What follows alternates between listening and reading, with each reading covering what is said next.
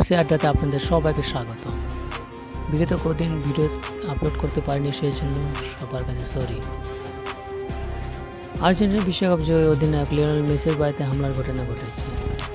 British সংবাদ মাধ্যম express জানিয়েছে, স্পেনের তার ইবিজা ম্যানশন নামের বাড়িতে হামলা চালিয়েছে পরিবেশবাদীরা।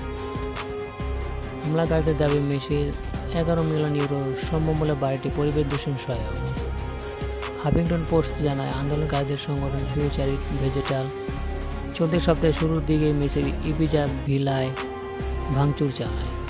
সামাজিক মাধ্যমে ছড়িয়ে পড়া পোস্টে দেখা যায় সংগঠনটির 2 সদস্য বিশ্বকে বাঁচান, ধনীদের প্রতিরোধ করুন এবং পুলিশ সরিয়ে নিন লেখা একটি ব্যানার নিয়ে সেখানে দাঁড়িয়ে আছে। নিজেদের এক্স সাবেক টুইটার অ্যাকাউন্টে এক বিবৃতি ফিউচারি ভেজিটাল জানায়, আমরা মেসির অবৈধ ইবিজার বাড়িতে রং মাখিয়েছি। এই বাড়িটি অবৈধ উপায়ে নির্মাণ করা হয়েছে, যেখানে সাবেক এই বার্সা তারকা 11 মিলিয়ন ইউরোর বেশি অর্থ ব্যয় করেছেন।